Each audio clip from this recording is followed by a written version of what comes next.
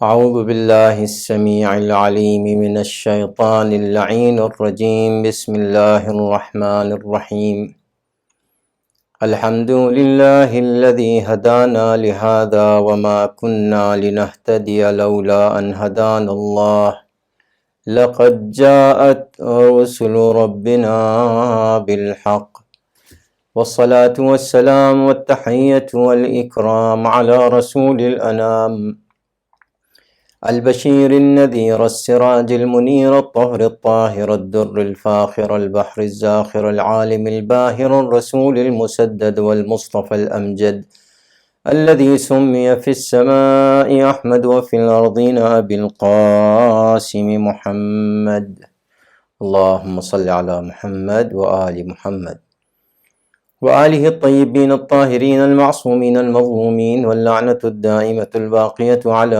أعدائهم أجمعین اما بعد فقد قال اللہ العظیم فی کتابہ الکریم بسم اللہ الرحمن الرحیم من عمل صالحا من ذکر او انثى وهو مؤمن فلنحيينه حياة طیبة ولنجزینهم اجرهم بأحسن ما كانوا يعملون صلوات پڑھ دیں محمد اور آل محمد اللہم صلی علی محمد و آل محمد۔ عزیزان گرامی، یہ مجلس ایصال ثواب منعقد ہو رہی ہے سیدہ راشدہ فاطمہ بنت سید محب علی مرحوم کے ایصال ثواب کے لیے، جو جناب سید عاشق علی صاحب کی زوجہ تھیں، اللہ ان کے درجات بلند کرے۔ تو میری سب سے پہلے گزارش ہے آپ حضرات سے کہ ایک بار سورہ حمد اور 3 بار سورہ اخلاص کی تلاوت فرما کر سیدہ راشدہ فاطمہ بنت سید محب علی مرحوم کی روح کو ایصال فرمائیں۔ اللہم صلی علی محمد و آل محمد، اللہم صلی علی محمد و آل محمد، اللہم صلی علی محمد و آل محمد۔ بسم اللہ الرحمن الرحیم، الحمد للہ رب العالمین الرحمن الرحیم مالک یوم الدین، ایاک نعبد و ایاک نستعین، اہدنا الصراط المستقیم صراط الذین انعمت علیہم غیر المغضوب علیہم ولا الضالین۔ بسم اللہ الرحمن الرحیم، قل هو اللہ احد اللہ الصمد لم یلد ولم یولد ولم یکن له کفوا احد۔ بسم اللہ الرحمن الرحیم، قل هو اللہ احد اللہ الصمد لم یلد ولم یولد ولم یکن له کفوا احد۔ بسم اللہ الرحمن الرحیم، قل هو اللہ احد اللہ الصمد لم یلد ولم یولد ولم یکن له کفوا احد۔ اللہم صلی علی محمد وآل محمد، اللہم صلی علی محمد وآل محمد، اللہم صلی علی محمد وآل محمد۔ یا اللہ، یہ جو ہم نے سورے پڑھے ہیں اس کو قبول کرتے ہوئے بوسیلہ محمد وآل محمد اس کا ثواب سیدہ راشدہ فاطمہ مرحومہ بنت سید محب علی مرحوم کی روح کو ایصال فرمائیں۔ اللہم صلی علی محمد وآل محمد۔ بزرگان ملت، ایک مومنہ کی، محب اہل البیت علیہم السلام کی، چاہنے والی کے ایصال ثواب کے لیے یہ مجلس سے عزائے سید الشہداء علیہ السلام منعقد ہو رہی ہے، اور ظاہر سی بات ہے کہ مرحومہ راشدہ فاطمہ ایک اچھی ماں بھی تھیں، ایک بہت اچھی بہن بھی تھیں، ایک بہت اچھی زوجہ بھی تھیں، اور ایک بہت اچھی بیٹی بھی تھیں، اور حقیقت یہ ہے کہ ایک اچھی دادی بھی اور ایک اچھی نانی بھی۔ میں سب سے پہلے اس سے پیشتر کہ میں آئے وافی ہدایت کے ذیل میں آپ حضرات کی خدمت میں کچھ عرض کروں، سب سے پہلے جناب سید عاشق علی صاحب کو میں تسلیت و تعزیت دیتا ہوں، جو شوہر ہیں راشدہ فاطمہ صاحبہ کے، مرحومہ کے، ان کے شوہر اور ان کے بڑے بیٹے سید شباب حیدر اور ان کے منجلے بیٹے راجہ میاں اور ان کے چھوٹے بیٹے ابو طالب سلمہ، اور ان کے دونوں داماد جناب سید سجاد حیدر صاحب اور جناب سید جاوید اصغر صاحب، اور ان کی بیٹیوں کو تسلیت و تعزیت پیش کرتا ہوں اور دعا کرتا ہوں کہ اللہ تمام مومنین و مومنات محبان اہل البیت اطہار علیہم الصلاۃ والسلام، شیعیان حیدر کرار اور تمام عالم انسانیت اور خاص طور سے اہل رستم پورہ، سادات جعفری اہل رستم پورہ کو محفوظ و مامون رکھے، اور جہاں جہاں بھی مومنین و مومنات ہوں سب کو اپنے حفظ و امان میں رکھے۔ بزرگان ملت، میں نے آپ کی خدمت میں وہی گزشتہ سے پیوستہ جس آیت کی تلاوت کا شرف حاصل کیا تھا، اسی ذیل میں کچھ معروضات آپ کی خدمت میں پیش کرنے کی سعادت حاصل کر رہا ہوں۔ سورہ مبارکہ نحل، جو قرآن کریم کا 16واں سورہ ہے، نحل کہتے ہیں شہد کی مکھی کو، اس نام سے یہ سورہ ہے۔ حقیقت یہ ہے کہ ابتدا میں ایک بات عرض کرنا چاہتا ہوں کہ قرآن میں سورہ نحل شہد کی مکھی کا بھی سورہ ہے، سورہ فیل ہاتھی کا بھی سورہ ہے، سب سے بڑا سورہ سورہ بقرہ گائے کا سورہ ہے، سورہ عنکبوت مکڑی کا سورہ ہے، اسپائڈر کا سورہ ہے، اور ہدہد اور سورہ فیل کے علاوہ کئی سورہ ایسے ہیں کہ جو سورہ نمل چیونٹی کا سورہ ہے۔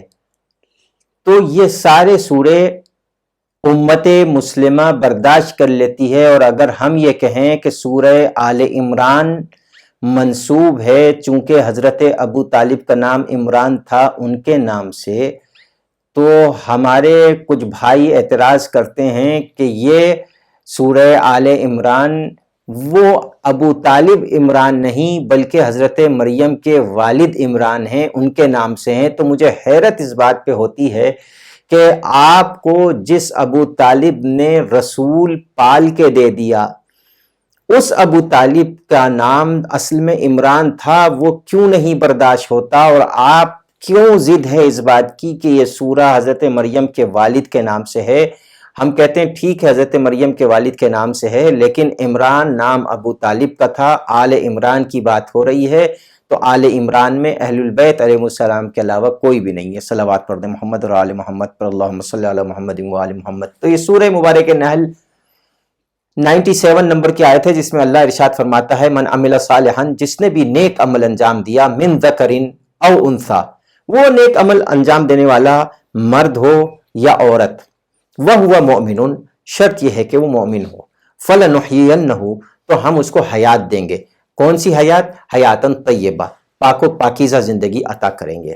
وَلَنَجْزِيَنَّهُمْ، اور ہم ان کو انعام دیں گے، جزا دیں گے، کس چیز کی؟ بِأَحْسَنِ مَا أَجْرَهُمْ، ان کو اجر دیں گے، بِأَحْسَنِ مَا كَانُوا يَعْمَلُونَ، اس عمل کی جو وہ کرتے تھے اس سے کہیں بہتر جزا عطا کریں گے۔ یہ کس کا قول ہے؟ یہ خالق کا، معبود کا، اللہ کا، رب الارباب کا قول ہے کہ ہم اس مومن کو پاک و پاکیزہ زندگی دیں گے۔ ہمارے تفاسیر کے مطابق یہاں پاک و پاکیزہ زندگی سے مراد یہ ہے دنیا میں کہ انسان اپنا عمل ایسے کر کے جائے کہ جیسے کہ مولا کائنات نے ارشاد فرمایا کہ ان متم، اگر تم مر جاؤ، بقوا علیکم، تو تمہارے اوپر دنیا گریا کرے، وَإِن، اور اگر تم ان کے درمیان میں ہو تو وہ تم سے ملنے کی تمنا کریں۔ یہ ایک مومن کی زندگی ہونی چاہیے۔ ایک مومن کی زندگی انا للہ و انا الیہ راجعون کے درمیان ہونی چاہیے۔ یہ کلمہ استرجاع کیا مطلب ہے؟ ہم اللہ کی طرف سے آئے ہیں، اللہ ہی کی طرف پلٹ کر جانے والے ہیں۔ اس دو اللہ کی طرف سے آئے ہیں اور پلٹ کر جانے والے ہیں کے بیچ کی جو زندگی ہے یہ دنیا کی زندگی کہلاتی ہے۔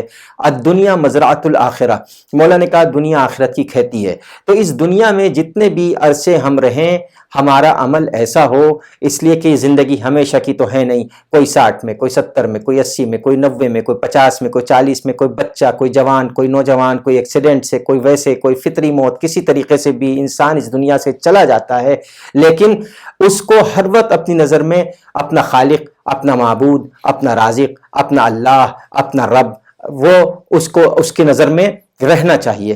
تو بزرگان ملت، یہ عمل صالحاً، عمل صالح کیا ہے اور مومن ہونا کیا ہے، یہ میں اس سے پہلے آپ کی خدمت میں عرض کر چکا ہوں، لیکن میں صرف اتنا عرض کرنا چاہتا ہوں کہ اللہ کی نظر چونکہ جتنے بھی انسان ہیں سب اللہ کے پیدا کیے ہوئے ہیں، اور ایک بہت پیارا مولا کائنات کا قول ہے اتصفوا بصفات اللہ، اپنے اندر اللہ کی صفات پیدا کرو۔ اللہ کی صفت سب سے پہلے کیا ہے؟ اللہ حی ہے، اللہ زندہ ہے، تو زندہ رہنے کی کوشش کرو۔ اللہ زندگی کو دوست رکھتا ہے، موت کو نہیں، بقا کو دوست رکھتا ہے، فنا کو نہیں۔ تو اب اللہ سب سے پہلے اللہ کی کیا صفت ہے کہ وہ حی ہے، زندہ ہے۔ زندہ ہے تو عادل ہے، زندہ ہے تو رازق ہے، زندہ ہے تو کریم ہے، زندہ ہے تو رحیم ہے، زندہ ہے تو رحمان ہے، زندہ ہے تو حنان ہے، زندہ ہے تو منان ہے، زندہ ہے تو دیان ہے، زندہ ہے تو غفور ہے، زندہ ہے تو رحیم ہے، زندہ ہے تو ستار ہے، زندہ ہے تو غفار ہے۔ یہ ساری صفات اس وقت ہوتی ہیں جب وہ زندہ ہو۔ ہم اللہ کو حی مانتے ہیں، اور جب حی مانتے ہیں تو چونکہ وہ خود زندہ ہے تو یہ چاہتا ہے کہ وہ اس کا جو بندہ ہے اس کو بھی موت نہ آئے، اس کو بھی فنا نہ آئے۔ یہ جو ہم یہ دیکھتے ہیں کہ یہ ہو جاتا ہے کہ فلاں کا انتقال، اس لیے کہا جاتا ہے انتقال ہو گیا۔ انتقال کے کیا میننگ ہے عربک میں؟ انتقال کا مطلب ہے اس جگہ سے دوسری جگہ شفٹ ہونے کو انتقال ہوتے ہیں، انتقال کہتے ہیں۔ ایک جگہ سے دوسری جگہ اس کو کہتے ہیں منتقل ہونا، منتقل سے انتقال ہے۔ تو یہ انسان اس دنیا سے اس دنیا میں چلا جاتا ہے۔ جیسے بظاہر ہمارے اور آپ کے سامنے چلنے پھرنے والا انسان زندہ کہلاتا ہے، لیکن جب اس کی روح قبض ہو جاتی ہے تو اس کو لوگ مردہ کہتے ہیں۔ حالانکہ میں بارہا عرض کر چکا ہوں کہ موت فنا کا نام نہیں ہے، بلکہ موت ایک راستہ ہے کہ جس سے گزرنے والے ہر طرح کے لوگ گزرتے ہیں۔ مومن بھی موت سے گزر کے راستے سے گزرتا ہے، منافق بھی موت کے راستے سے گزرتا ہے، مشرک بھی موت کے راستے سے گزرتا ہے، کافر بھی موت کے راستے سے گزرتا ہے۔ راستہ سب کا موت ہے، منزل ہر ایک کی آگے ہے۔ وہ آگے کیا ہے؟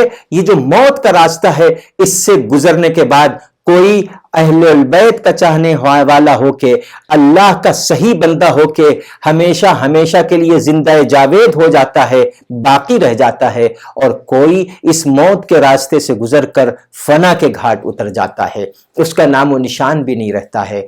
تو بس یہی دو قسم کے لوگ ہوں گے جو آخرت میں جنت اور جہنم جن کے لیے ہے۔ جو باقی رہنے والا ہے وہ جنتی ہے، اور جو فنا ہونے والا ہے وہ جہنمی ہے۔ تو بزرگان ملت، میں آپ کی خدمت میں یہ عرض کرنا چاہتا ہوں، ارے مولا کائنات نے جو کہا اتصفوا بصفات اللہ، اللہ کی صفات سے متصف ہو جاؤ، اللہ کی صفات کو اپناؤ۔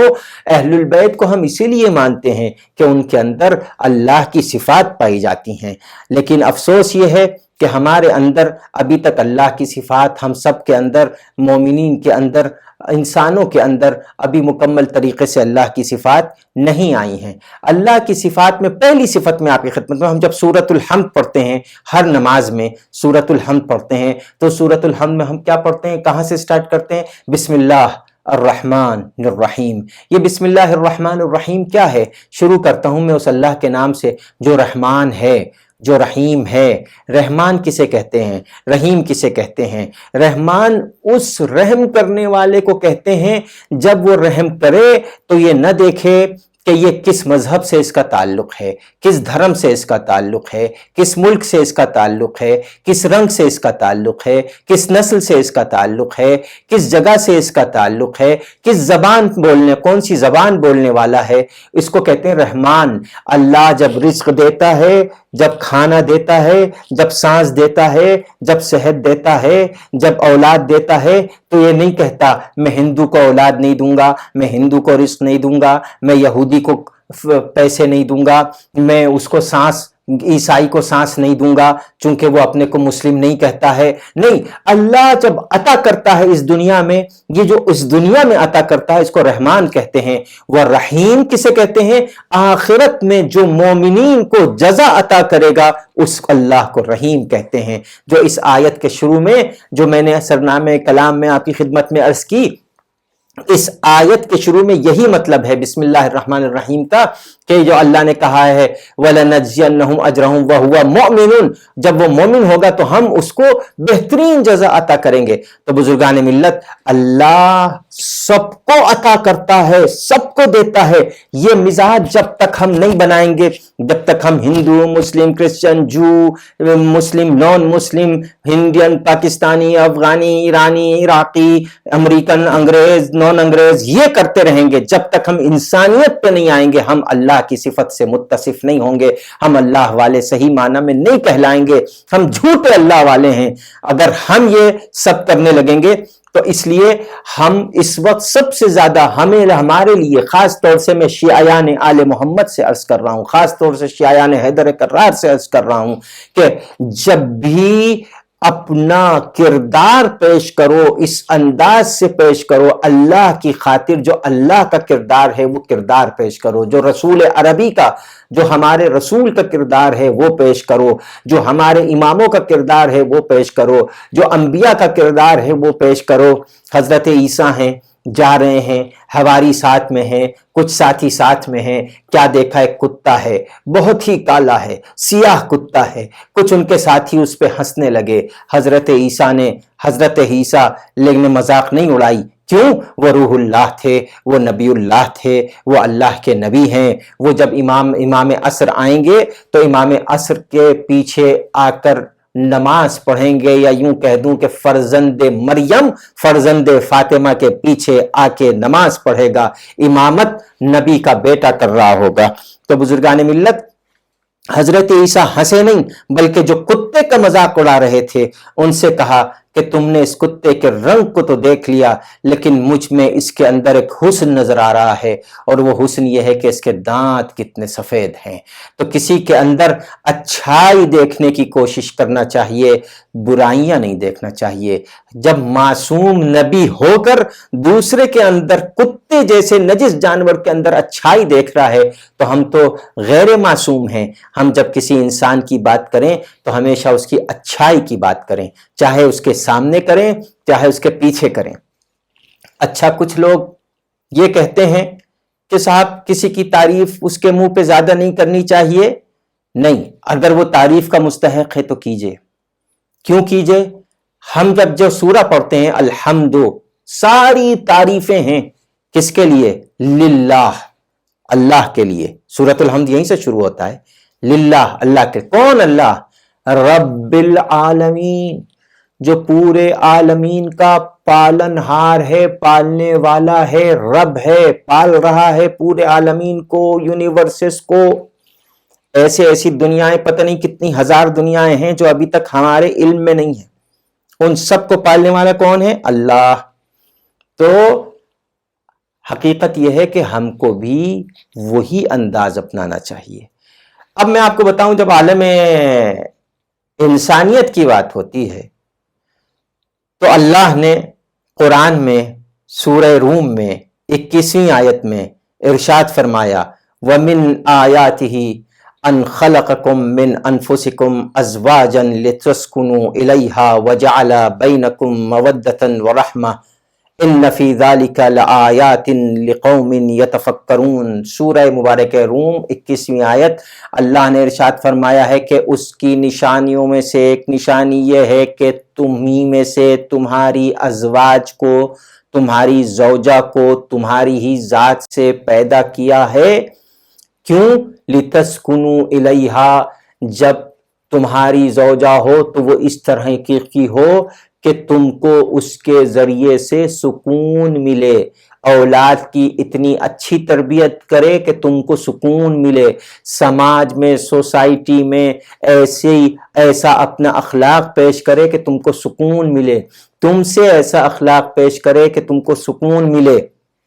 اور جعل بینکم مودۃ ورحمہ، اور اللہ نے زوجہ اور شوہر کے درمیان مودت یعنی محبت، ورحمہ اور رحمت کو قرار دیا ہے۔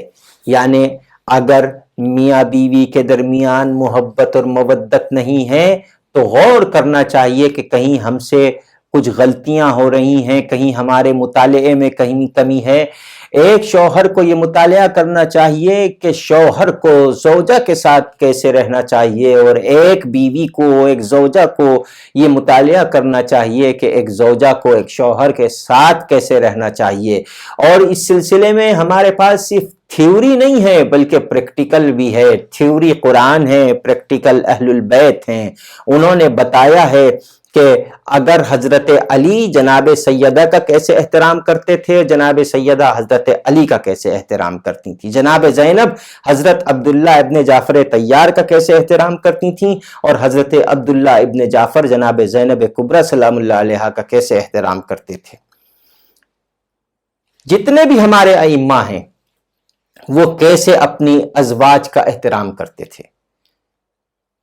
کبھی بھی یاد رکھیے، نہ شوہر کو زوجہ کی توہین کرنی چاہیے، نہ زوجہ کو شوہر کی توہین کرنی چاہیے، نہ شوہر کو پیٹھ پیچھے یا سامنے زوجہ کی برائی کرنی چاہیے، نہ زوجہ کو شوہر کے پیٹھ پیچھے یا سامنے شوہر کی برائی کرنی چاہیے۔ ہم اہل البیت کے چاہنے والے ہیں، تو میں عرض کر رہا تھا یا ایھا الناس، تو میں عرض کروں دیکھیے اللہ کیسے عالم انسانیت کو اکٹھا دیکھنا چاہتا ہے، محبت اور اتحاد کے ساتھ دیکھنا چاہتا ہے۔ عالم انسانیت کو اللہ نے سورہ مبارکہ حجرات کی 13ویں آیت میں ارشاد فرمایا، یا ایھا الناس انا خلقناکم من ذکر وانثی وجعلناکم شعوبا وقبائل لتعارفوا ان اکرمکم عند اللہ اتقاکم ان اللہ علیم خبیر۔ اللہ ارشاد فرماتا ہے کہ اے لوگو، یا ایھا الناس، اور جب لفظ ناس آئے نا تو آپ یہ سمجھیے کہ ناس سے مراد صرف مرد نہیں ہیں، عورتیں، مرد، بچے، بوڑھے، جوان سب ہیں۔ اے لوگو، مرد ہوں کہ عورتیں، ہم نے تم سب کو خلق کیا من ذکر و انثی، ایک مرد ایک عورت سے۔ وہ کون ایک مرد؟ حضرت آدم۔ وہ کون ایک عورت؟ حضرت حوا۔ یہ آج جو اربوں کی تعداد میں انسان ہر شکل و صورت اور ہر رنگ و نسل و ہر زبان میں نظر آ رہے ہیں، یہ کون ہے؟ یہ سب کے سب حضرت آدم کی اولاد ہیں۔ یعنی اللہ بتانا چاہ رہا ہے کہ دیکھو، اگر اتحاد کی بات کرنی ہے، یونٹی کی بات کرنی ہے، محبت کی بات کرنی ہے، اتفاق کی بات کرنی ہے، آپس میں میل جول کی بات کرنی ہے، ایک پوائنٹ پہ آنے کی بات کرنی ہے، تو چھوڑو، تم اللہ کو بھی چھوڑو، رسول کو بھی چھوڑو، سب کو چھوڑ دو۔ فرض کر لو، یہ سمجھ لو کہ کوئی ہے، یہ کہتا ہے میں رسول اللہ کو نہیں مانتا، کوئی کہتا ہے میں حضرت عیسیٰ کو نہیں مانتا، کوئی کہتا ہے حضرت موسیٰ کو نہیں مانتا، کوئی کہتا ہے میں انبیاء کو نہیں مانتا، کوئی کہتا ہے میں اماموں کو نہیں مانتا، کوئی کہتا ہے میں اوصیاء کو نہیں مانتا، کوئی کہتا ہے کہ میں آدم کو نہیں مانتا، کوئی کہتا ہے کہ میں فرشتوں کو نہیں مانتا۔ جو بھی ہے، لیکن اللہ نے ایک نقطے کی طرف توجہ دلائی، ارے تم جو بھی ہو، لیکن اگر تم صرف اتنا یاد کر لو کہ تم آئے کہاں سے، کون تھا تمہارا باپ، تمہارے باپ کا باپ کون تھا، تمہارے باپ کا دادا کون تھا، دادا کے دادا پردادا کون تھا، نتیجہ یہ نکلے گا سب ایک آدم اور سب ایک حوا کی اولاد ہیں۔ تو آؤ انسانیت پہ اکٹھا ہو جاؤ، آدمیت پر اکٹھا ہو جاؤ، انسان ہونے پر یونٹی کر لو، اسی میں تمہارا فائدہ ہے۔ اگر صرف اتنا بھی سارے انسان سمجھ جائیں کہ ہم سب کے سب ایک آدم، ایک حوا، ایک باپ ایک ماں کی اولاد ہیں، انسان ہیں، تو آج یہ ملکوں میں جنگ و جدل، یہ آپس میں لڑائی جھگڑے، یہ آپس میں حسد اور بغض کا خاتمہ ہو کر رہ جائے گا، اگر انسان ہونے کے اعتبار سے ایک دوسرے کی ہم جو ہے رسپیکٹ کریں، ہم ایک دوسرے کی عزت کریں۔ بزرگان ملت، میں آپ کی خدمت میں عرض کروں کہ قرآن مجید میں بہت سے ایسے واقعات ملتے ہیں کہ جہاں چونکہ ایک خاتون کے ایصال ثواب کی مجلس ہے، جو میں چاہتا ہوں کہ جلدی جلدی آپ کی خدمت میں عرض کروں کہ دو طرح کی خواتین اس دنیا میں گزری ہیں۔ ایک مثبت خواتین، یعنی جن کا کردار ایسا رہا ہے کہ جو قابل عمل ہے، جس کی ہم مثال دے سکتے ہیں دنیا کو کہ دیکھو کتنا اچھا ان کا کریکٹر تھا، اور ایک وہ خواتین کہ جو انسانیت کے نام پر کلنک کا ٹیکا ہیں، جو انسانیت کو ختم کرنے والی، انسانیت کو فنا کرنے والی، انسانیت کو ملیامیٹ کرنے والی، انسانیت کا قتل عام کروانے والی خواتین۔ یہ دو طرح کی خواتین اس دنیا میں 2 طرح کی عورتیں گزری ہیں۔ تو شاید اتنی مختصر سی گفتگو میں ساری اس طرح کی خواتین کے نمونوں کو میں نہیں سمیٹ سکتا، لیکن میں آپ کی خدمت میں عرض کرتا ہوں کہ سب سے پہلے حضرت حوا کا ذکر آپ کے سامنے آ گیا، اس کے بعد پھر حضرت سارہ۔ حضرت سارہ کون ہے؟ حضرت ابراہیم علیہ السلام، خلیل خدا، نبی اللہ، اللہ کے پیغمبر اور رسول، اللہ کے خلیل حضرت ابراہیم، خانہ کعبہ کی تعمیر کرنے والے حضرت ابراہیم، ان سب صفات والے حضرت ابراہیم کی زوجہ کا نام ہے حضرت سارہ، جو حضرت ابراہیم کی خالہ زاد بہن تھیں۔ حضرت سارہ کے نانا نبی تھے جن کا نام تھا لاجح نبی، یعنی گویا حضرت ابراہیم کے جو خسر معظم تھے وہ بھی نبی تھے۔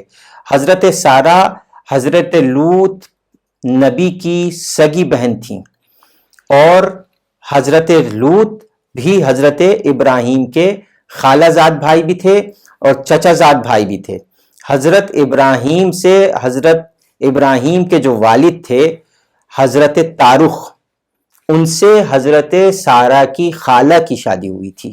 یہ حضرت سارہ جو تھیں یہ نبی اللہ حضرت ابراہیم کی پہلی زوجہ تھیں، بڑی زوجہ تھیں۔ تو میں آپ کی خدمت میں جلدی جلدی عرض کرتا ہوں کہ یہ حضرت سارہ سلام اللہ علیہا جو نبی کی زوجہ تھیں، یہ ضعیف ہو چکی، بوڑھی ہو چکی۔ حضرت ابراہیم بھی تقریباً 90 برس کے ہو چکے۔ تو ایک مرتبہ قرآن مجید سورہ مبارکہ ہود اس کی 71ویں سے 73ویں 71 سے لے کے 73 نمبر کی آیات میں جناب سارہ کا تذکرہ ہے، اور وہ تذکرہ کیا ہے؟ وَامْرَأَتُهُ قَائِمَةٌ فَضَحَكَتْ فَبَشَّرْنَاهَا بِإِسْحَاقَ وَمِنْ وَرَاءِ إِسْحَاقَ يَعْقُوبَ۔ سورہ مبارکہ ہود کی 71 نمبر کی آیت میں اللہ کہتا ہے کہ ہمارے فرشتوں نے بشارت دی حضرت سارہ کو، جبکہ وہ کھڑی ہوئی سوچ رہی تھیں کہ میرے ابھی تک اولاد نہیں ہے، جیسے ہی بشارت دی فضحکت، تو حضرت سارہ مسکرائیں، اور بشارت کس کی دی؟ فبشرناہا باسحاق، حضرت اسحاق نام بھی بتایا اللہ نے کہ تمہارے یہاں ایک بیٹا ہوگا جس کا نام اسحاق ہوگا، پھر اس کا ایک بیٹا ہوگا جس کا نام یعقوب ہوگا۔ حضرت یعقوب کا ایک نام اسرائیل بھی ہے۔ تو حضرت یعقوب کس کے پوتے ہوئے؟ حضرت ابراہیم کے۔ کس کے پوتے ہوئے؟ حضرت سارہ کے۔ حضرت اسحاق کے بیٹے، اور حضرت اسحاق کس کے بیٹے؟ حضرت ابراہیم کے۔ حضرت ابراہیم کے ایک بیٹے جو حضرت اسحاق کے، ان سے پوری نسل نبوت چلی، یعنی جتنے بھی نبی آئے حضرت ابراہیم کے بعد، جس میں حضرت موسیٰ، حضرت سلیمان، حضرت یعقوب، حضرت یوسف، حضرت یونس، حضرت ایوب، حضرت سلیمان، حضرت داؤد، حضرت جرجیس، یہ سارے انبیاء جس میں شامل ہیں وہ سب حضرت اسحاق کی اولاد سے ہیں۔ تو یہ بشارت دی کس کو؟ حضرت سارہ کو۔ جب حضرت سارہ نے یہ بشارت سنی تو قالت یا ویلتا اَأَلِدُ وَأَنَا عَجُوزٌ وَهَذَا بَعْلِي شَيْخًا، ہائے افسوس، کیسے ہو سکتا ہے کہ میں اتنی بوڑھی ہو گئی ہوں اور یہ میرا شوہر یہ بہت بوڑھا ہو چکا ہے۔ تو ان ھذا لشیء عجیب، یہ بہت ہی عجیب بات ہے کہ اتنے بڑھاپے میں اللہ ہم کو اولاد عطا کرے گا۔ تو ایک مرتبہ ان فرشتوں نے یہ کہا، قالو، کس نے کہا؟ ایک فرشتہ نہیں، کئی فرشتے آئے تھے۔ ذرا اس پہ آپ غور کرتے ہوئے چلیے گا، میں فرشتے کیوں کہہ رہا ہوں؟ قرآن ہے، یہ قرآن کی آیت ہے۔ قالو، ان فرشتوں نے کیا کہا؟ قالو اتعجبین من امر اللہ، کیا اللہ کے حکم سے، اللہ کے امر سے آپ کو تعجب ہو رہا ہے؟ رحمت اللہ وبرکاتہ علیکم اہل البیت انہ حمید مجید، آپ ابراہیم کے اہل البیت پر، ابراہیم کے گھر والوں پر رحمت ہو اللہ کی اور برکتیں ہوں اللہ کی، اللہ صاحب حمد ہے اور اللہ صاحب بزرگی ہے۔ تو یہ سورہ ہود میں ذرا اس پوائنٹ کو یاد رکھیے گا کہ فرشتے کس سے باتیں کر رہے ہیں؟ حضرت سارہ سے. یہ میں انشاءاللہ آگے آپ کی خدمت میں آ کے عرض کروں گا. اس کے بعد ان کی دوسری جو زوجہ تھیں حضرت ہاجرہ. حضرت ہاجرہ مصر کی شہزادی تھیں، بادشاہ کی بیٹی تھیں. وہاں کا بادشاہ حضرت ابراہیم سے جب متاثر ہوا، وہ پورا لمبا واقعہ ہے، میں عرض نہیں کروں گا، تو اس نے اپنی بیٹی حضرت ابراہیم کی خدمت میں کہا کہ یہ آپ کے ساتھ میں ان کا نکاح کرنا چاہتا ہوں. تو حضرت ابراہیم کی دوسری زوجہ حضرت ہاجرہ تھیں. یہ وہی حضرت ہاجرہ ہیں جو حضرت اسماعیل کی والدہ ہیں. حضرت اسماعیل حضرت ابراہیم کے دوسرے بیٹے جو حضرت ہاجرہ سے تھے، ان کی دوسری بیوی سے، اور جن کی نسل سے ہمارے حضور اور ان کے آباء و اجداد اور تمام ہمارے 12 امام یہ سب حضرت ابراہیم کی نسل سے ہیں. گویا حضرت ہاجرہ رسول اللہ کی جدہ، ان کی دادی، اور ہمارے اماموں کی دادی ہوئی. ان کی نسل سے امامت چلی. امامت اور نبوت دونوں حضرت اسماعیل کے نسل میں آئیں، جبکہ حضرت اسحاق کی نسل میں ساری نبوتیں آئیں. تو یہ حضرت ابراہیم کو اللہ نے شرف دیا کہ 2 شاخیں اللہ نے نسل کی حضرت ابراہیم کو عطا کی، ایک نبوت والی نسل اور ایک ہمارے حضور اور اماموں کی نسل عطا کی. ایک صلوات پڑھ دیں محمد و آل محمد پر، اللہم صلی علی محمد و آل محمد. تو یہ حضرت ہاجرہ جو تھیں، یہ اللہ نے حکم دیا حضرت ابراہیم کو جب حضرت ابراہیم بابل میں تھے. بابل کہاں؟ عراق. وہاں سے حکم دیا کہ آپ ہجرت کیجئے مکے کی طرف. راستہ دکھا رہے تھے حضرت جبرائیل امین. کس کے ساتھ تھے؟ حضرت ابراہیم کے ساتھ تھے، راستہ دکھا رہے تھے. تو جب حضرت ابراہیم کو حضرت جبرائیل امین لے کے چل رہے تھے، درمیان میں بہت ہی خوبصورت سرسبز و شاداب ہری بھری بستیاں، پھلوں سے پھولوں سے ہر طریقے سے بڑی اچھی آب و ہوا. تو شاید حضرت ابراہیم سمجھے شاید یہ ہماری منزل ہو، لیکن حضرت جبرائیل نے کہا ابھی یہ ہماری منزل نہیں ہے، اور یہ لے کر پہنچے کہاں؟ مکے میں لے کر پہنچے. اور جب مکے میں لے کے پہنچے تو حضرت ابراہیم وہاں پہنچے اور اللہ نے حکم دیا تم ان کو چھوڑ دو اسی مکے میں، اور اب واپس چلے جاؤ اپنی فیملی کے پاس. یعنی یہ بھی فیملی حضرت ابراہیم کی، لیکن ان کو چھوڑ دو. حضرت اسماعیل دودھ پیتے ہوئے بچے، ایک چھوٹے سے بچے تھے اس وقت حضرت ابراہیم، حضرت اسماعیل، وہ چھوڑ کے جا رہے تھے. جب جا رہے تھے تو سورہ مبارکہ ابراہیم کی 37ویں آیت میں یہ دعا موجود ہے جناب ابراہیم کی. ربنا انی اسکنت ذریتی بواد غیر ذی زرع عند بیتک المحرم ربنا لیقیموا الصلاة فاجعل افئدة الناس تہوی الیہم وارزقہم من الثمرات لعلہم یشکرون. حضرت ابراہیم کو جب اللہ نے حکم دیا تم اپنے دودھ پیتے ہوئے بچے کو اور اپنی زوجہ ہاجرہ کو یہیں خانہ کعبہ کے پاس عند بیتک المحرم یہیں چھوڑ کے چلے جاؤ، تو حضرت ابراہیم نے دعا کی ربنا، اے ہمارے فیملی کے، ہمارے سب کے پروردگار، اے اللہ، اے ہمارے پالنے والے، انی اسکنتو، میں نے یہاں پر چھوڑ دیا، یہاں پر سکونت اختیار کرنے کے لیے چھوڑ دیا، ذریتی، اپنی ذریت کو. آپ یہ دیکھیے حضرت ابراہیم نے نہیں کہا اپنے بیٹے اسماعیل کو یا اپنی زوجہ کو، نہیں، اپنی ذریت کو. یعنی حضرت ابراہیم نبی تھے، اللہ کے خلیل تھے، اللہ کے محبوب تھے، ان کے اچھے نبی تھے، تو رسول تھے، ان کو صاحب صحیفہ تھے، ان کو معلوم تھا کہ میری ذریت اسی مکے سے آئے گی، محمد اور آل محمد میری ذریت سے اسی مکے سے آئیں گے. اور یہی وجہ ہے یہاں تک کہ آخری امام اسی مکے سے ظہور کریں گے، وہ بھی ذریت ابراہیم ہی میں سے ہوں گے، ہمارے آخری امام بھی. تو انہوں نے کیا کہا کہ ربنا، اے ہمارے پروردگار، ہم سب ذریت کے پروردگار، انی، میں نے، اسکن تو چھوڑ دیا، ذریتی، اپنی ذریت کو، بوادن، ایک ایسے اوپن کھلے ہوئے چٹیل بے آب و گیا میدان میں جہاں نہ پانی کا انتظام، نہ دانے کا انتظام، نہ کھانے کا انتظام، وہاں پر میں نے چھوڑ دیا. کیوں؟ تجھ پر بھروسہ کرتے ہوئے، عند بیتک المحرم، تیرے محترم گھر کے پاس. ربنا، کیوں چھوڑا؟ اے ہمارے پروردگار لیقیم الصلاۃ، تاکہ میری یہ ذریت صلاۃ کو قائم کر سکے۔ اس دنیا میں نماز کو، جس کو نماز کہا جاتا ہے، اصل میں نماز نہیں صلاۃ ہے، صلاۃ کو قائم کر سکیں۔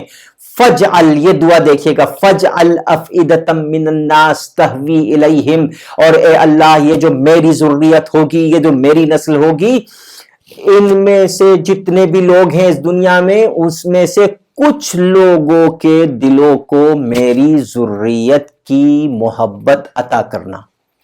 دیکھیے عجیب دعا ہے حضرت ابراہیم کی۔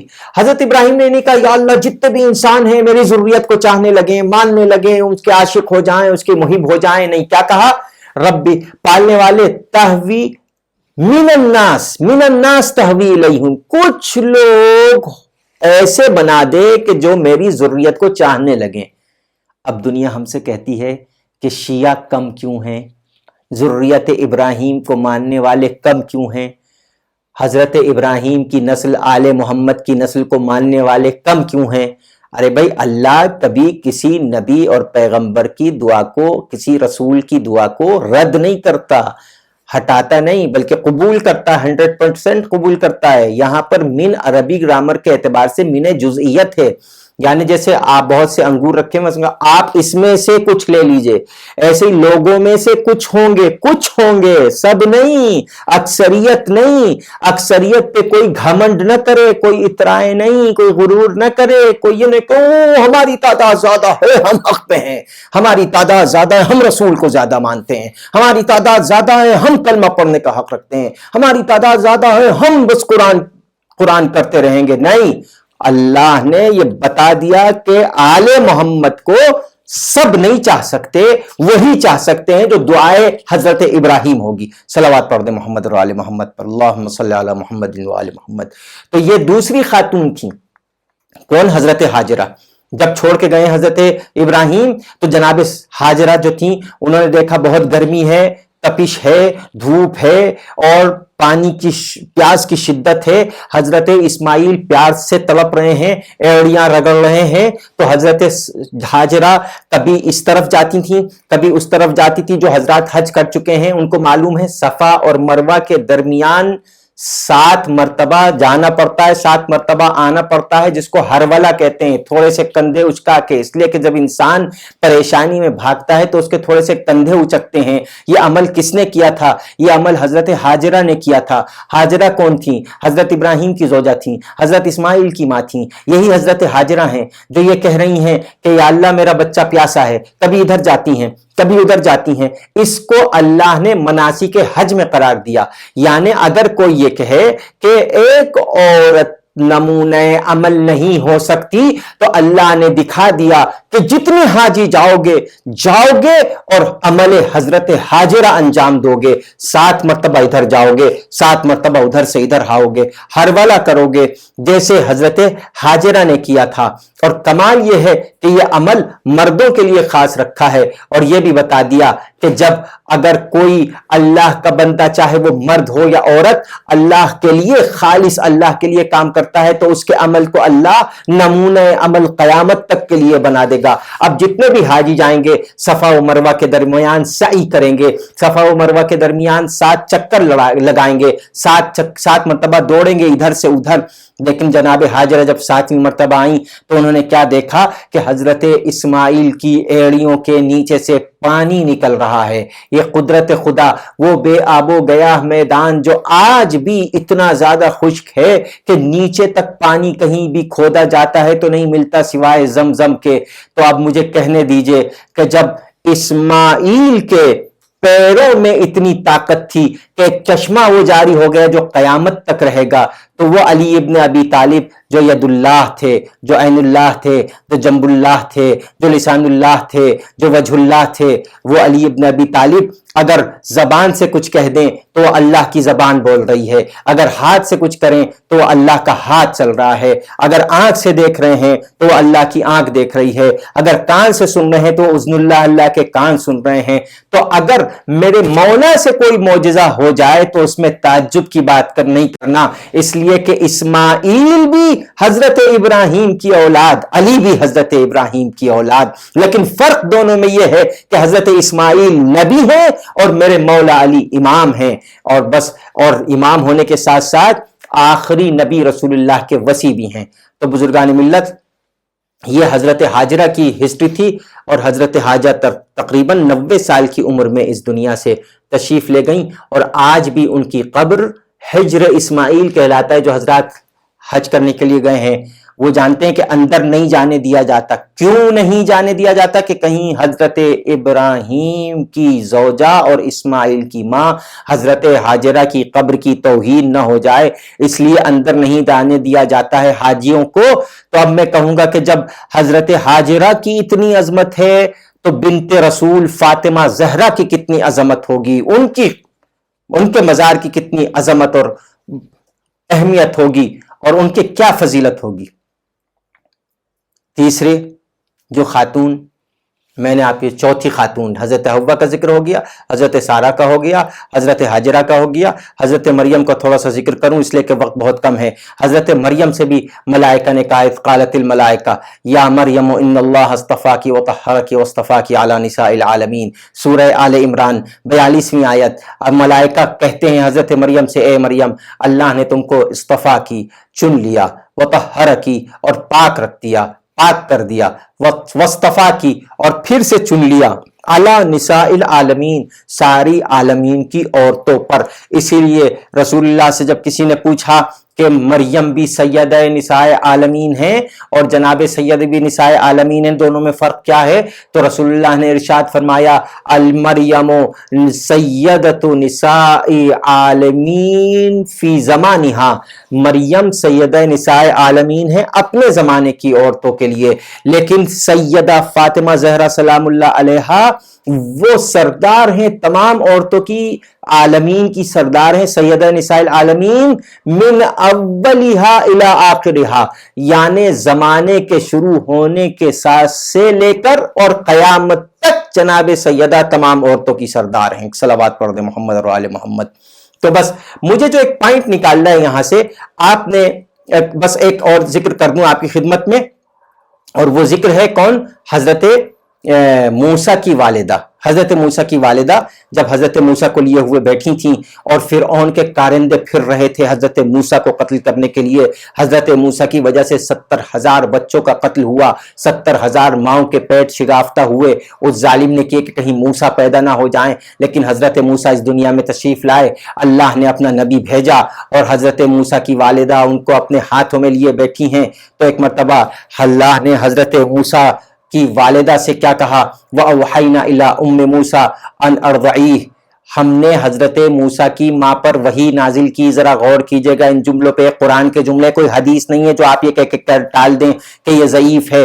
ہم نے موسیٰ کی ماں پہ وحی نازل کی، ارضعیہ، اس کو دودھ پلا دو، فَإِذَا خِفْتِ، اور اگر تم کو فرعون کے کارندوں سے ڈر ہے، فَإِذَا خِفْتِ عَلَيْهِ فَأَلْقِيهِ فِي الْيَمِّ، تو موسیٰ کو ایک صندوق میں بند کر کے سمندر، رود نیل، دریائے نیل کے حوالے کر دو، وَلَا تَخَافِي، اور بالکل مت ڈرنا، وَلَا تَحْزَنِي، اور بالکل غمگین نہیں ہونا، إِنَّا رَادُّوهُ إِلَيْكِ، ہم اس موسیٰ کو پلٹائیں گے تمہارے پاس، واپس خیر و عافیت سے پلٹائیں گے، وَجَاعِلُوهُ مِنَ الْمُرْسَلِينَ، اور حضرت موسیٰ کو ہم نبیوں میں سے، رسولوں میں سے قرار دیں گے۔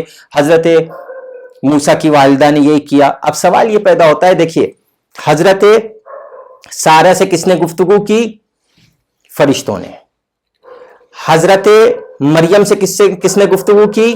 فرشتوں نے۔ حضرت ہاجرہ جب جا رہی تھی حضرت ابراہیم کے ساتھ، کون چھوڑنے جا رہے تھے؟ حضرت جبرائیل۔ حضرت مریم سے کس نے گفتگو کی؟ فرشتوں نے۔ مادر موسیٰ سے کس نے گفتگو کی؟ فرشتوں نے۔ یہ ساری باتیں قرآن کی ہیں کہ موسیٰ کی ماں سے فرشتوں نے گفتگو کی، حضرت عیسیٰ کی ماں سے فرشتوں نے گفتگو کی، حضرت سارہ زوجہ حضرت ابراہیم سے فرشتوں نے گفتگو کی، لوگوں کی سمجھ میں آتا ہے، لیکن افسوس جب ہم یہ کہتے ہیں کہ بی بی سیدہ بھی محدثہ تھیں، ان سے فرشتوں نے گفتگو کی، تو لوگ فوراً کہہ دیتے ہیں فرشتے تو کسی اور کو نظر نہیں آتے، سوائے نبی کو نظر کسی کو بھی نہیں آتے۔ تو کیا حضرت مریم نبی تھیں؟ کیا حضرت سارہ نبی تھیں؟ کیا حضرت موسیٰ کی والدہ نبی تھیں؟ کیا حضرت سارہ نبی تھیں؟ نہیں، نہ حضرت سارہ نبی، نہ مادر موسیٰ نبی، نہ حضرت مریم نبی، نہ حضرت حاجرہ نبی، نہ حضرت حوا نبی، ان میں سے کوئی بھی نبی نہیں تھا۔ تو پھر کیا بات ہے؟ کیوں وہی اللہ نے نازل کی حضرت موسیٰ کی والدہ پہ؟ کیوں فرشتے آئے حضرت سارہ کے پاس؟ کیوں گفتگو کی ان سے؟ کیا وہ نبی تھیں؟ نہیں، اللہ نے قانون بنا دیا۔ یہ بات ضرور ہے کہ یا نبی کی بیٹی ہو یا نبی کی صحیح صالح زوجہ ہو، تبھی اس سے فرشتے گفتگو کر سکتے ہیں۔ تو اب مجھے کہنے دیجئے وہ فاطمہ زہرا سلام اللہ علیہا کہ جو ایک نبی کی بیٹی، سید الانبیاء کی بیٹی، جو سید الاولیاء کی زوجہ، جو سید شباب اہل الجنہ کی ماں ہو، جو 11 اماموں کی ماں ہو، وہ سیدہ اگر فرشتے اس سے گفتگو کریں تو کوئی تعجب کی بات ہے؟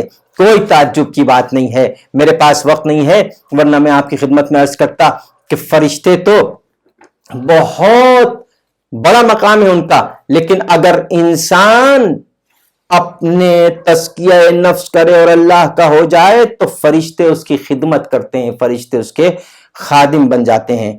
بزرگان ملت، میں نے ختم کیا، بات بس اتنی ہے کہ یہ سب ازواج ہیں جن کا میں نے ذکر کیا، یا کسی نبی کی زوجہ ہیں، یا کسی نبی کی ماں ہیں، یا کسی نبی کی بہن ہیں، لیکن مسلمانوں نے ظلم کی انتہا کر دی جب جناب سیدہ کے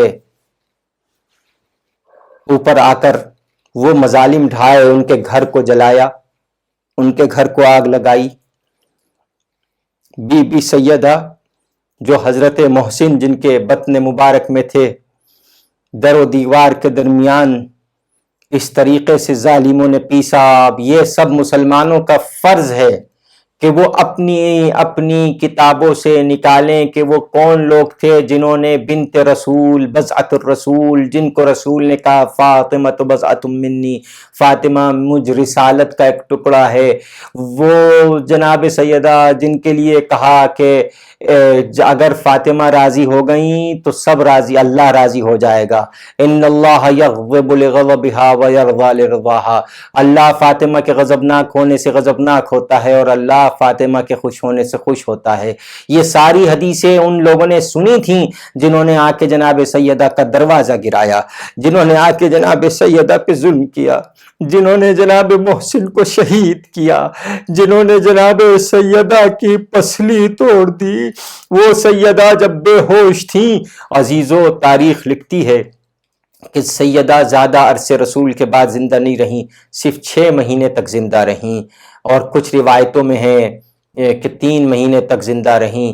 بہرحال 3 مہینے والی بھی روایت ہے، 6 مہینے والی بھی روایت ہے، لیکن بی بی سیدہ سلام اللہ علیہا کے لیے ملتا ہے کہ جب ایک مرتبہ جناب سیدہ کہ درد اٹھتا تھا پسلی میں، آپ سوچئے کہ تھوڑی سی ہڈی ٹوٹ جاتی ہے کسی انگلی کی تو کیا کیفیت ہوتی ہے، لیکن بی بی کی پسلی ٹوٹی ہوئی تھی۔ پسلی جب ٹوٹ جاتی ہے تو ڈاکٹروں سے پوچھئے کہ پسلی ٹوٹنے کے بعد انسان کو چین نہیں آتا، سکون نہیں ملتا، اور بی بی سیدہ نے اسی کیفیت میں اپنے بچوں کی خدمت کی، اپنے شوہر کی خدمت کی۔ حضرت فضہ فرماتی ہیں کہ جناب سیدہ ہر وقت اسی صورت میں نماز پڑھتی تھیں۔ ظالموں نے بی بی سیدہ کے ہاتھ پہ بھی ایسا تازیہ نہ مارا تھا کہ ایک ہاتھ قنوت کے لیے نہیں اٹھا پاتی تھیں، دوسرے ہاتھ سے سہارا دے کے اس ہاتھ کو اٹھاتی تھیں، ورنہ اکیلا وہ ہاتھ نہیں اٹھتا تھا، داہنا ہاتھ بی بی کا اٹھتا نہیں تھا۔ عزیز و تاریخ لکھتی ہے کہ جناب سیدہ سلام اللہ علیہ پر وہ ظلم و ستم توڑے کہ بی بی سیدہ کو مرثیہ پڑھنا پڑا کہ صبت علی مصائب لو انہا صبت علی الایام صرن لیالیا، مجھ پر ایسے ایسے مصائب توڑے گئے کہ اگر رات اگر دن کے اوپر وہ مظالم توڑے جاتے، وہ مظالم ڈھائے جاتے تو وہ رات میں تبدیل ہو جاتے۔ بی بی سیدہ سلام اللہ علیہ کی زندگی کا ایک واقعہ آپ کی خدمت میں حضرت فضہ نقل کرتی ہیں کہ ایک مرتبہ حضرت فضہ نے مجھ سے کہا کہ اے فضہ بلال کو بلا کر لاؤ۔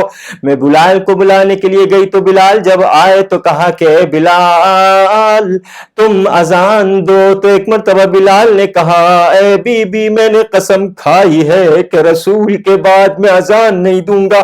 ایک مرتبہ بی بی نے کہا اے بلال تم کو میرے حق کی قسم، مجھ کو میں تم سے کہتی ہوں اذان دو۔ ایک مرتبہ جب بلال نے حق کی قسم سنی تو ہاتھ جوڑے کہا بی بی اتنی بڑی قسم نہ دیجئے، میں اذان دیتا ہوں۔ جب بلال کی اذان کی خبر مدینے میں پہنچی تو پورا مدینہ جمع ہو گیا، اے مدینے والو آؤ آج بلال اذان دے رہے ہیں۔ ارے یہ خبر جب سیدہ کو پہنچی تو ایک مرتبہ قبر رسول پہ رخ کر کے کہا اے میرے بابا، ایک مؤذن رسول کی اتنی اہمیت کہ سارے مسلمان جمع ہو جائیں اس کی عزت کرنے کے لیے، لیکن آپ کی بیٹی کے پسلیوں پر دروازہ گرایا، آپ کی بیٹی پر پسلیاں توڑ دیں۔ اللہ اکبر۔ تاریخ کہتی ہے کہ بلال گلدستہ اذان پر گئے، اللہ اکبر کہا، سیدہ نے اللہ اکبر کہا، اشہد ان لا الہ الا اللہ کہا، سیدہ نے اشہد ان لا الہ الا اللہ کہا، جیسے اشہد ان محمد رسول اللہ کہا تو ایک مرتبہ تاریخ لکھتی ہے کہ فضہ دوڑی ہوئی بلال کے پاس آئی ہے، بلال اذان روک دو۔ بی بی بے ہوش ہو گئی، بی بی کو ہوش نہیں رہا۔ اللہ اکبر۔ ہاں بابا، ارے ابھی کتنا عرصہ گزرا ہے، روز آپ کے نام اذان میں دیا جاتا ہے، لیکن آپ کی بیٹی پر امت نے ایسا ظلم و ستم ڈھایا ہے۔ یہی وجہ ہے وہ میرے مولا علی جو صابروں کے امام تھے، ان کا ایک لقب سید الصابرین بھی ہے، چوتھے امام کے علاوہ میرے مولا علی کا، اور انہوں نے ارشاد بھی فرمایا ہے صبر تو فی الحلق شجاع و فی العین قدا، میں نے ایسے صبر کیا کہ جیسے آنکھ میں کانٹا ہو اور حلق میں ہڈی پھنسی ہوئی ہو، میں نے ایسے 25 سال صبر کیا ہے۔ مولا کائنات ارشاد فرماتے ہیں تو مولا کائنات اتنا بڑے صابر، اتنے بڑے بہادر، جب غسل دے رہے تھے وصیت جناب سیدہ کے مطابق تو ایک مرتبہ اتنی بلند آواز سے روئے کہ باہر کھڑے ہوئے آپ کے چاہنے والے ابو ذر، سلمان، مقداد، عمار، یہ سب ایک مرتبہ گھبرا گئے کہ مولا علی اتنی بلند آواز سے کیوں روئے، انتظار کرنے لگے۔ جب آپ غسل دے کے بی بی کو باہر نکلے تو ایک مرتبہ لوگوں نے پوچھا، مقداد نے پوچھا، عمار نے پوچھا، سلمان نے پوچھا، ابو ذر نے پوچھا، مولا ہم نے آپ کو کبھی بڑی بڑی مصیبتوں پہ روتے ہوئے نہیں دیکھا، یہ آج آپ بابا سے بلند کیوں روئے؟ کہ میں کیا بتاؤں، جب میں غسل دے رہا تھا، بی بی کو غسل دے رہا تھا تو بی بی کی پسلی ٹوٹی ہوئی دیکھی، مجھے اس بات پہ رونا نہیں آیا کہ بی بی کی پسلی ٹوٹی ہوئی ہے، میں اس بات پہ رویا کہ بی بی نے پوری زندگی مجھ سے کچھ نہیں کہا کہ میری پسلی ٹوٹی ہوئی ہے، مجھے تکلیف ہو رہی ہے، میں کہوں گا ہاتھ جوڑ کے دس پستہ ہے میرے مولا، ارے ذرا کربلا کے میدان میں آ جائیے، شام کے زندان میں آ جائیے۔